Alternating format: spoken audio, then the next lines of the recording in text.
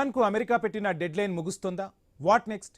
ఏం జరగబోతుంది? పవర్ ప్లాంట్లపై దాడులు చేస్తుందా? టెహరాన్ మౌలిక సదుపాయాలను ధ్వంసం చేస్తుందా? ఎంతగా భయపెట్టినా బెదిరించినా వెనక్కి తగ్గేది లేదంటోంది ఇరాన్ నాయకత్వం. కౌంటర్ స్కెచ్ వేస్తున్నారు. విద్యుత్ కేంద్రాల దగ్గర ర్యాలీలు నిర్వహించాలని ప్రజలకు పిలుపునిచ్చారు. పౌరులు, యువత, క్రీడాకారులు చేతులు కలపాల్సిన సమయం ఆసన్నమైందని ఇరాన్ మంత్రి అలీరెజా రహీమీ చెబుతున్నారు. ఇది పాలకుల నుంచి వచ్చిన ఆదేశాలు కావని, ఇది యువత నుంచి వచ్చిన స్పందనే అన్నారు.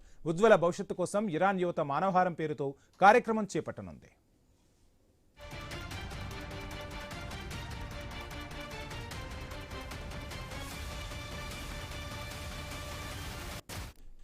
ఇక హర్ముజ్ జలసంధిని పూర్తిగా తెరవకపోతే మంగళవారం power plant day, bridge day అవుతుందంటూ అమెరికా అధ్యక్షుడు ట్రంప్ గతంలోనే హెచ్చరికలు చేశారు.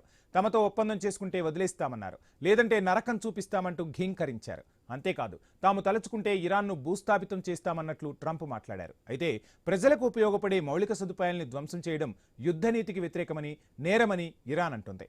అమెరికా భీకర దాడులు చేసే ప్రమాదం ఉందని ఊహిస్తున్న టెహరాన్ నాయకులు కీలకమైన మౌలిక వస్తువులను కాపాడుకునే పనిలో పడ్డారు.